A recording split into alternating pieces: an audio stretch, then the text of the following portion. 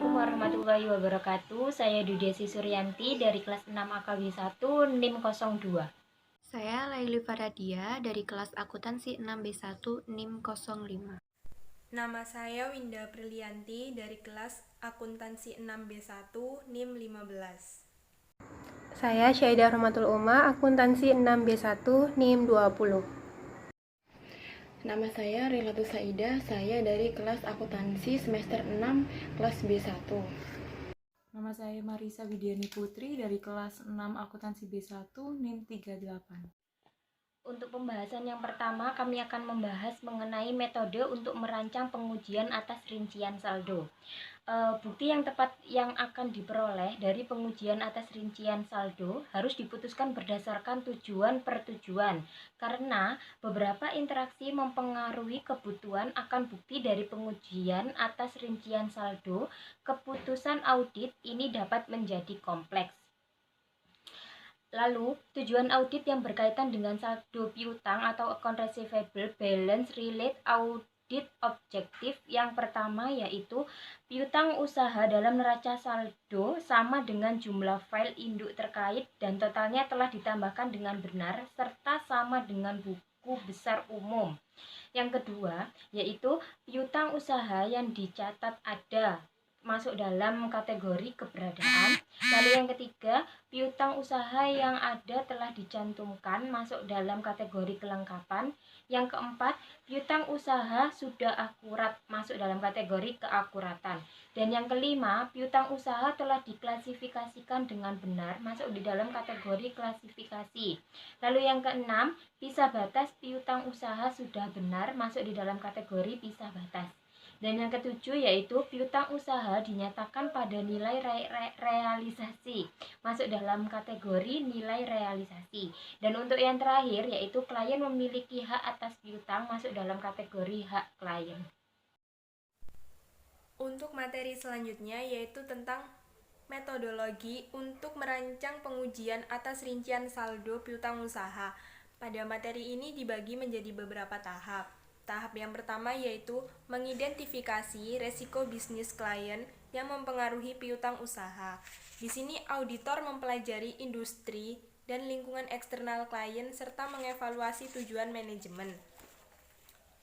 Untuk mengevaluasi resiko inheren dan bukti yang dirancang untuk piutang usaha, auditor akan mempertimbangkan resiko bisnis klien yang mempengaruhi piutang usaha. Yang kedua yaitu menetapkan materialitas kinerja dan menilai resiko inheren. Di sini auditor akan memutuskan pertimbangan pendahuluan mengenai materialitas laporan keuangan secara keseluruhan dan kemungkinan mengalokasikan jumlah pertimbangan pendahuluan ke setiap neraca yang signifikan, termasuk piutang usaha. Ketika menilai resiko inheren bagi setiap tujuan untuk akun-akun seperti piutang usaha, auditor mempertimbangkan resiko bisnis klien dan sifat klien serta industrinya.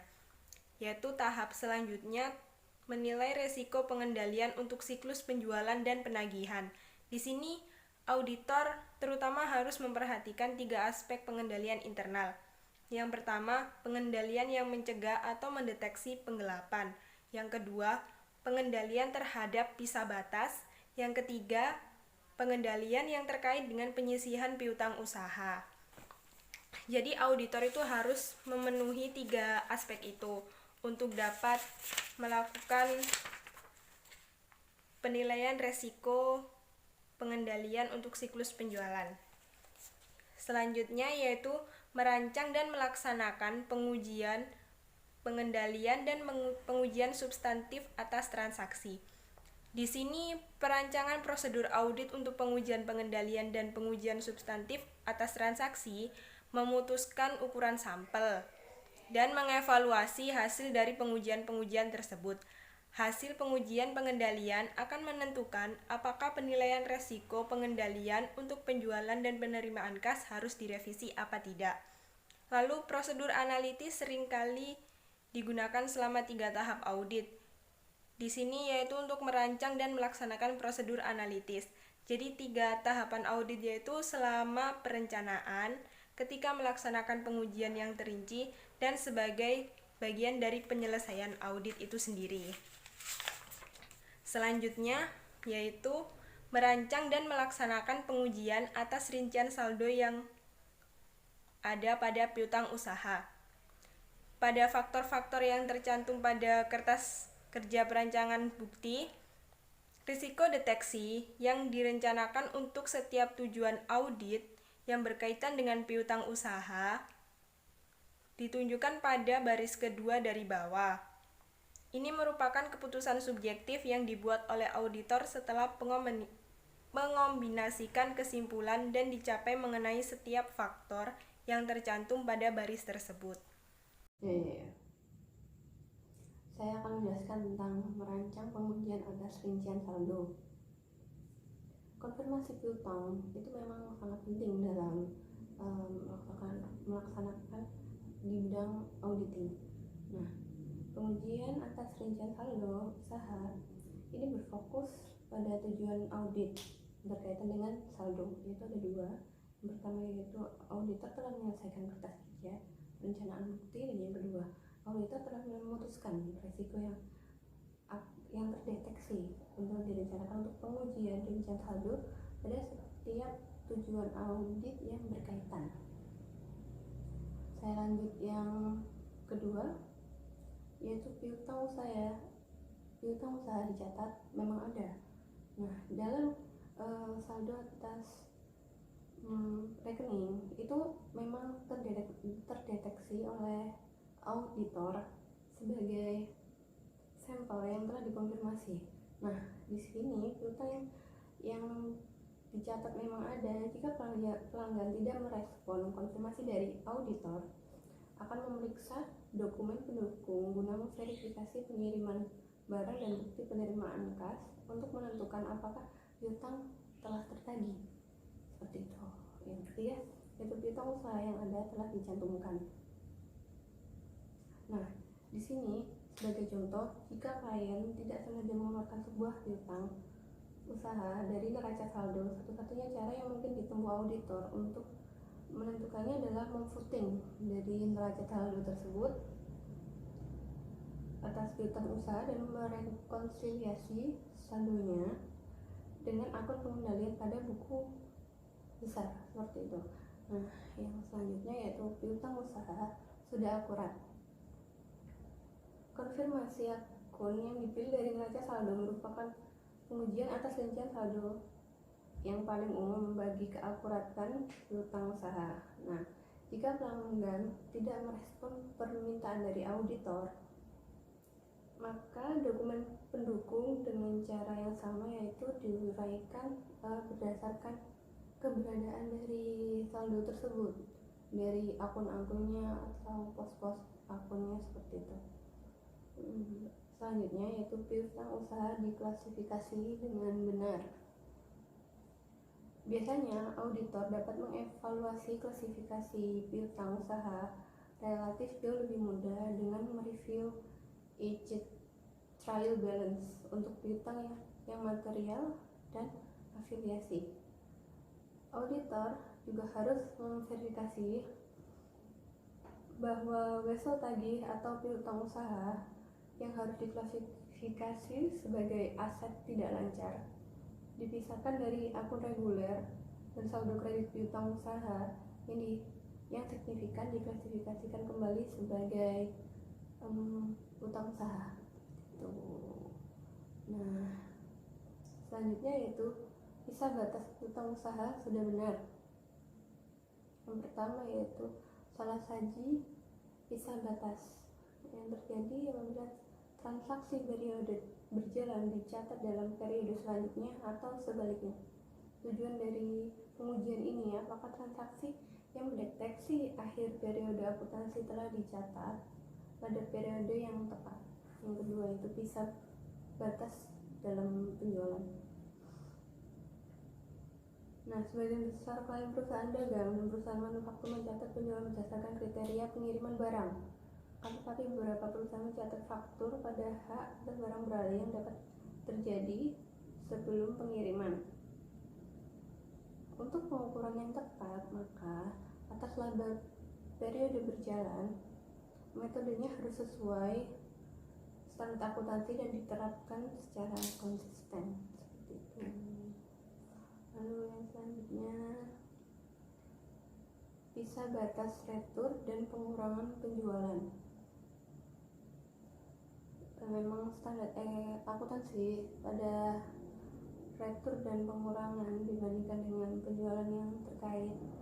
Sebagai contoh, jika pengiriman periode berjalan dikembalikan pada periode selanjutnya, retur penjualan harus disajikan pada periode yang berjalan atau pada periode pada bulan itu.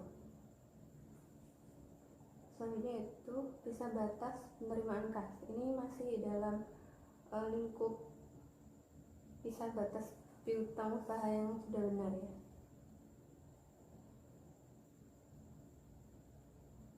Pisah batas pada penerimaan kas ini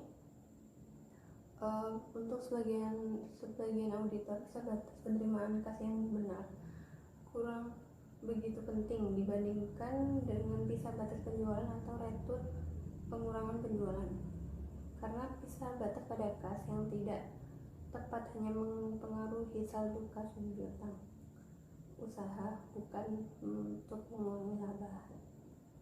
Selanjutnya atau yang terakhir dari faktor-faktor merencanakan tas rincian saldo itu yaitu piutang usaha dinyatakan pada nilai realisasi.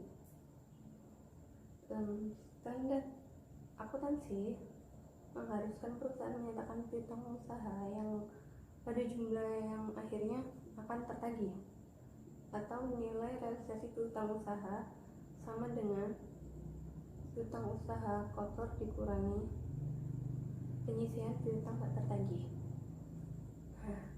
Sekian penjelasan dari saya. Pembahasan selanjutnya yaitu mengenai beban piutang tak tertagih. Beban piutang tak tertagih, selain auditor puas dengan penyisian piutang tak tertagih, akan jauh lebih mudah memverifikasi beban piutang tak tertagih. Diasumsikan bahwa yang pertama, saldo awal penyisian diverifikasi sebagai bagian dari audit sebelumnya. Yang kedua, penghapusan piutang tak tertagih diverifikasi sebagai bagian dari pengujian substantif atas transaksi. Dan yang ketiga yaitu saldo akhir akun penyisian telah diverifikasi dengan berbagai cara. Lalu, beban piutang tak tertagih kemudian hanya merupakan saldo residu yang dapat diverifikasi melalui perhitungan ulang. Yang selanjutnya saya akan membahas tentang konfirmasi piutang usaha. Konfirmasi piutang usaha sendiri adalah suatu konsep yang terus berulang dalam pembahasan mengenai perancangan pengujian atas rincian saldo piutang usaha. Tujuan utama konfirmasi piutang usaha adalah untuk memenuhi tujuan eksistensi, keakuratan, serta pisah batas. Konfirmasi sendiri adalah suatu respon tertulis langsung dari pihak ketiga dalam wujud kertas atau secara elektronik, dan dianggap sebagai bukti yang paling tepat dan sangat terpercaya serta andal karena diterima secara langsung dari pihak ketiga. Meskipun respon lisan dapat menjadi bukti audit, respon ini tidak dianggap sebagai suatu konfirmasi.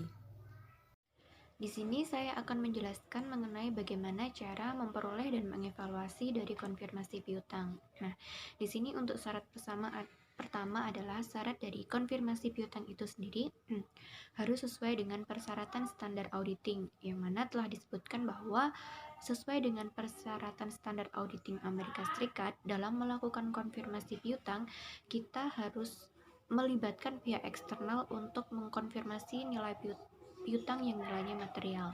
Lalu dalam melakukan prosedur konfirmasi piutang di sini, pertama, auditor harus mengetahui jenis konfirmasi apa yang akan mereka gunakan.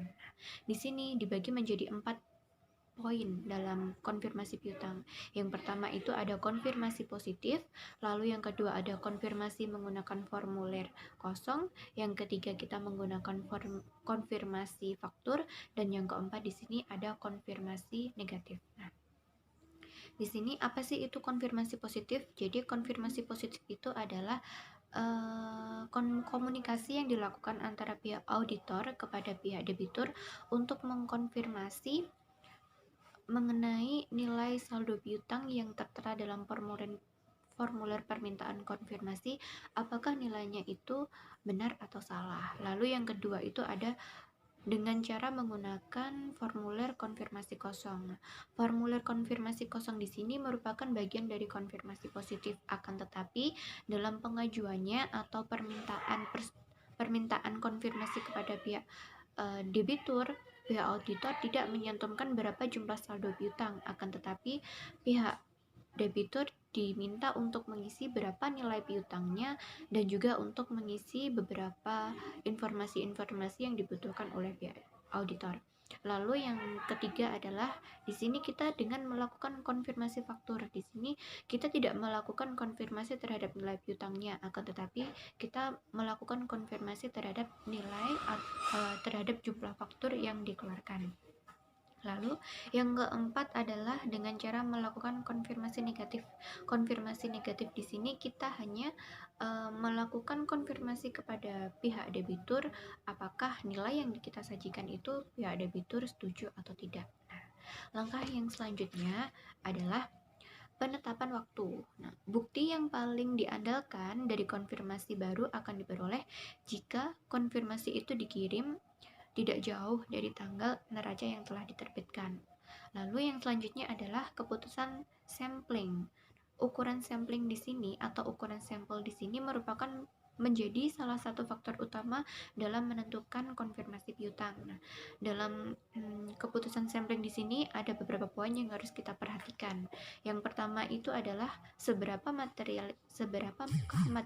materialitas kinerjanya, terus untuk resiko inheren, resiko pengendalian, resiko deteksi yang ingin dicapai, lalu jenis konfirmasi apa yang akan digunakan. Langkah selanjutnya adalah kita harus melakukan verifikasi alamat dan penyelenggaraan pengendalian. Untuk konfirmasi yang dikirim pihak auditor melalui surat, maka auditor tersebut itu harus menyelenggarakan pengendalian konfirmasi hingga balasannya dikembalikan oleh pelanggan. Lalu langkah yang selanjutnya adalah kita harus menindaklanjuti non-respon. Nah, apabila konfirmasi yang telah kita kirimkan kepada pelanggan dan tidak dikirimkan kembali oleh pelanggan kepada kita, maka kita tidak boleh begitu saja menganggap bahwa bukti yang sudah kita kirimkan tersebut kita anggap sebagai bukti audit yang signifikan. Sebagai contoh, misalnya, non-responden terhadap konfirmasi positif tidak menyediakan bukti audit. Maka kita sebagai auditor tidak boleh begitu diam saja, tetapi kita harus menindaklanjuti atas konfirmasi yang telah kita kirimkan dan tidak ada respon tersebut. Langkah selanjutnya adalah melakukan analisis perbedaan. Jika permintaan konfirmasi dikembalikan oleh pelanggan, auditor harus menentukan penyebab setiap perbedaan yang dilaporkan. Nah, perbedaan yang dilaporkan itu meliputi apa saja sih? Yaitu pembayaran yang tidak atau telah dilakukan, terus barang belum diterima, barang telah dikembalikan, atau mungkin bisa berupa kesalahan klerikal dan dalam jumlah yang diperdebatkan. Lalu untuk langkah terakhir dalam melakukan konfirmasi piutang di sini setelah melakukan beberapa poin-poin sebelumnya, langkah yang terakhir di sini adalah tentunya kita harus menarik kesimpulan. Nah, jika semua perbedaan telah diselesaikan, termasuk yang ditemukan dalam melakukan prosedur alternatif, auditor itu harus mengevaluasi ulang pengendalian internal yang telah dilakukannya. Setiap salah saji klien itu harus dianalisis untuk menentukan apakah hal tersebut itu konsisten atau tidak konsisten dengan tingkat risiko pengendalian yang dinilai pada awal audit. Nah, langkah selanjutnya ini dalam menarik kesimpulan, auditor juga harus mengeneralisasikan dari sampel ke populasi piutang usaha secara keseluruhan. Dan kemudian, auditor itu juga harus selalu mengevaluasi sifat kualitatif dari piutang usaha atau dari salah saji yang ditentukan dalam sampel. keputusan akhir mengenai piutang usaha dari penjualan adalah apakah bukti yang mencukupi telah diperoleh melalui pengujian pengendalian atau pengujian substansi atau juga berdasarkan transaksi. Yang selanjutnya saya akan membahas tentang mengembangkan program audit bagi pengujian yang terperinci. Di sini kita menggunakan Hillsburg Hardware Co. untuk mengilustrasikan pengembangan prosedur program audit untuk pengujian yang terinci dalam siklus penjualan dan penagihan.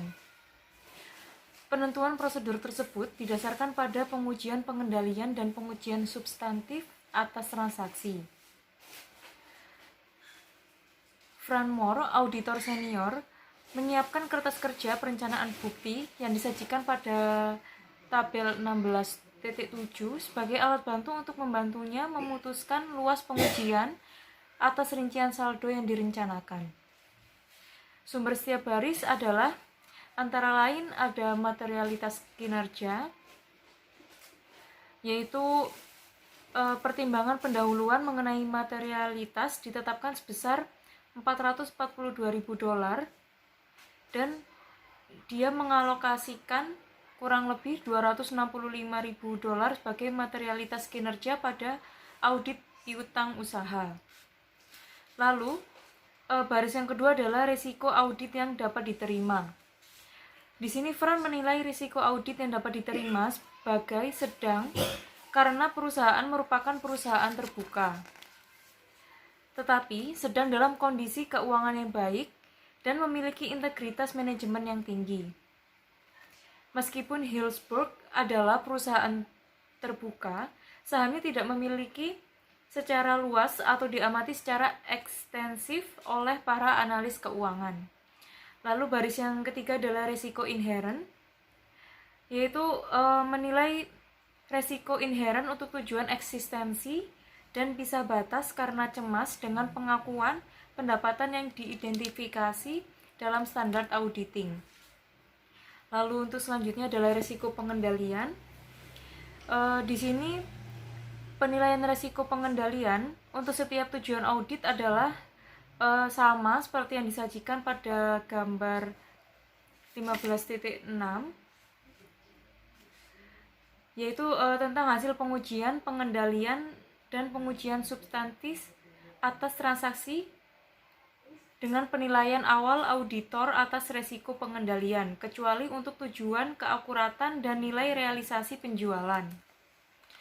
Lalu yang baris selanjutnya adalah hasil pengujian substantif atas transaksi, itu dapat dilihat pada tabel. Lalu prosedur analitis itu terdapat pada tabel 16.2 dan 16.3 yang ada di dalam buku auditing. Lalu yang terakhir adalah resiko deteksi yang direncanakan dan bukti audit yang direncanakan.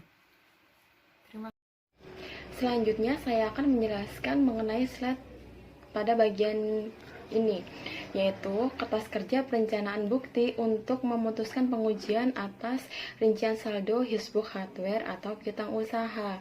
Pada slide di sini terdapat sebuah tabel yang pada kolom pertama yaitu ada resiko audit yang diterima, resiko inherent, resiko pengendalian penjualan, dan masih banyak resiko-resiko ataupun prosedur atau pengujian lainnya.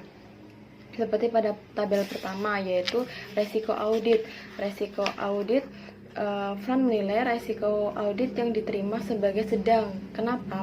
Karena perusahaan merupakan sebuah perusahaan terbuka. Sedangkan pada tabel kedua yaitu resiko inherent. Resiko inherent Fran menilai sedang sama seperti resiko audit. Kenapa? Karena resiko inherent untuk tujuan eksistensi saja.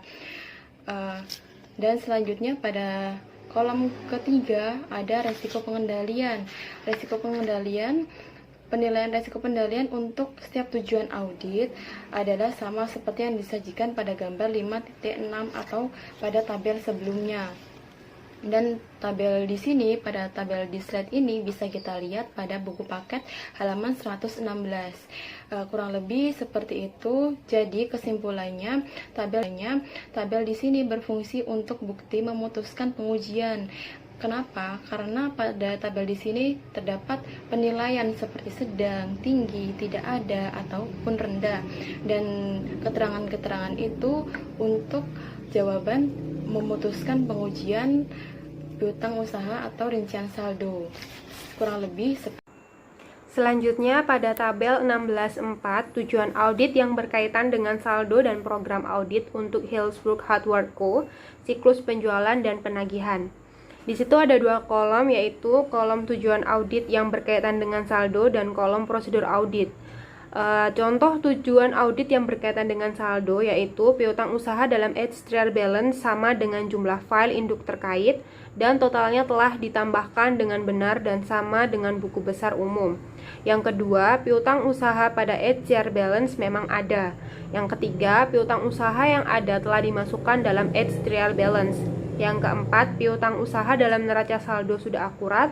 Yang kelima, piutang usaha pada edge trial balance telah diklasifikasikan dengan benar. Yang keenam, transaksi dalam siklus penjualan dan penagihan telah dicatat pada periode yang tepat. Yang ketujuh, piutang usaha dinyatakan pada nilai realisasi. Yang kedelapan, klien memiliki hak atas piutang usaha pada neraca saldo.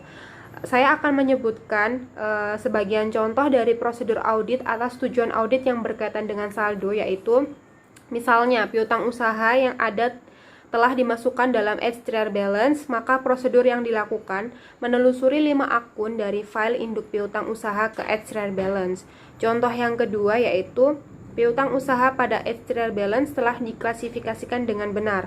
Prosedur audit yang dilakukan mereview piutang yang tercantum pada edge trial balance untuk wesel dan piutang pihak terkait, dan menanyai manajemen apakah ada wesel dari pihak terkait atau piutang jangka panjang yang dimasukkan dalam neraca saldo.